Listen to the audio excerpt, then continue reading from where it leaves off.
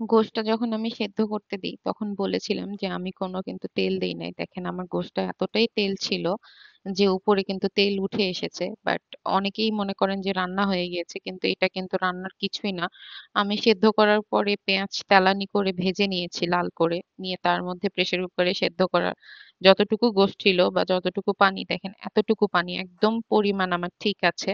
এটা এখন আমি শুকিয়ে নিব, ভালো করে শুকিয়ে নিয়ে। এমনিতেই দেখা যায় যে ফ্রিজের যে গোশ থাকে সেটা খেতে একটু স্মেল লাগে। তো এইভাবে যদি আপনারা কষানোর যে পানিটা পুরোপুরি শুকিয়ে নিয়ে কিছু আলু ইনক্লুড করতে পারেন, দেখবেন যে গোশের যে এক্সেস অয়েলটা আছে সেইটা কিন্তু আর থাকবে না।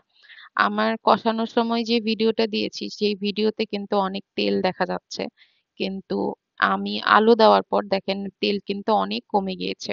আলু কিন্তু অনেকটা তেল টেনে নেয়। আর এই যে আমি একটা গোপন যে মশলাটা বানাই, সেই মশলাটা এখন গোশের মধ্যে দিয়ে দিব। এই মশলাটা দিলে কিন্তু আর ফ্রিজের গোশের আর কোনো গন্ধ আসবে না।